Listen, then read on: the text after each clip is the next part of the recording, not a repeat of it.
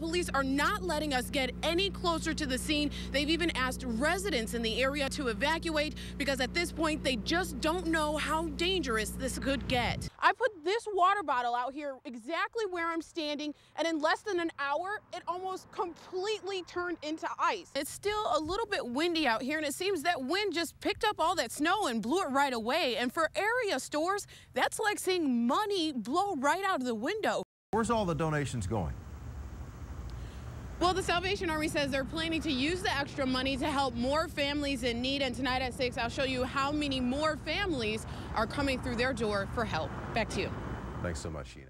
Stabbing happened right here, and she jumped behind me. Inside Crystal Wolf's home is a trail of blood that she says led to a violent stabbing that happened right in front of her eyes. She stabbed her in her neck a couple times. She stabbed her in her back. She punctured her lung. She says her kids, and her pregnant nephew's mother, Uniqua Singleton, were home getting ready for an early garage sale. They were there with another woman they thought was their friend. There was no confrontation. There was no drinking. There was no anything. But that's when she says 19-year-old Denisha Taylor picked up a kitchen knife.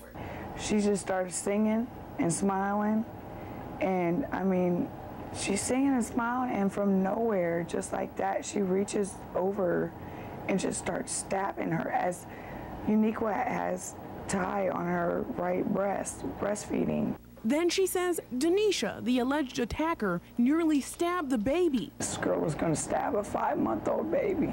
But instead, she said, Denisha took off running as Uniqua was nearly dying inside. Crystal then says she tried to save her with this. I had a pillowcase here, and I had just wrapped it up as tight as I could, and I had held it on her neck, and it just kept seeming like nothing was ever enough. But her efforts were just enough to keep Uniqua alive. She's now in serious condition, but the baby was not seriously hurt. And as Denisha sits in jail for attempted murder, Crystal is still trying to figure out why it happened to her family. It is. I am so happy for her. For the first time, Yvonne Glasper is looking at her mom's new Habitat for Humanity home being built on Willow Street in Decatur. I can just see her now with some tomatoes out here growing. And for the first time, Yvonne is meeting face-to-face with Scott Fisher, her mom's new neighbor. Wonderful. I'm Scott Fisher. Fisher is the same neighbor who told us about her mother last week, before he even knew who she was. She's got 3 kids. She's probably had them her whole life. Where's the dads? Are they by separate dads? Are they paying child support? Let's look into this a little deeper and find out what the problem is and put her someplace where she's wanted. Not here. Nobody in that situation is wanted here in this neighborhood. A statement that hit a nerve with Yvonne's family. He should maybe check his facts before he get on TV and make statements like that, because he was very misinformed. Yvonne says what Fisher told us last week were all assumptions that to her sounded prejudiced. That was the first thing that popped into my mind, that he was a racist. How many of his other neighbors did he ask how many baby daddies do they get? And she insists her mother earned the home that's being built. My mother works every day. My mother has been at her same job for almost 5 years. She doesn't ask anybody for anything. But last week, Fisher admitted to us he's never met Yvonne's mother or her family. I have no desire to meet her. Why? Because she's been on the system, and she's working the system. But that's all changed now, and so did Fisher's attitude as Yvonne came with us and confronted him about his statements. For you to make the comments that you make, I think it was really bad.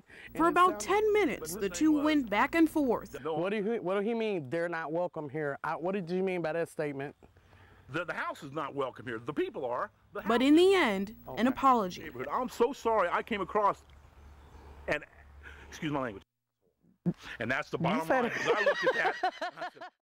It's still a little bit windy out here, and it seems that wind just picked up all that snow and blew it right away. And for area stores, that's like seeing money blow right out of the window, because without that snow, they're losing profit in sales, or lack of them.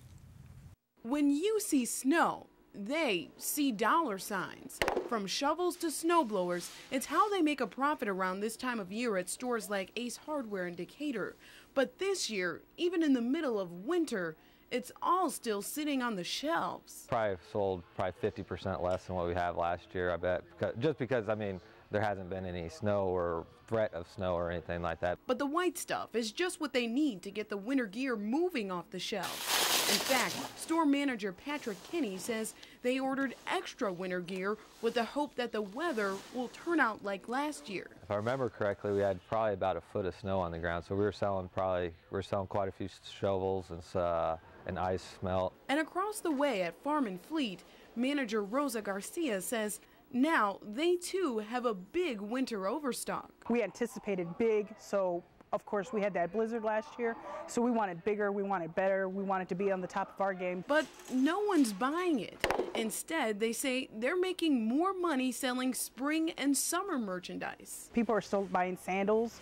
People are still buying t-shirts. We're still selling some lawn and garden stuff, even, believe it or not. I mean, I sold some grass seed to a guy a week ago. And even with a pile of snow products still left, store managers say it's not a matter of if it would sell, but when. As store managers did say, things picked up slightly because of the snow flurries today, but they're expecting a big rush the next time we get a big snow, and they're banking on the fact that winter still not over yet. Back to you guys.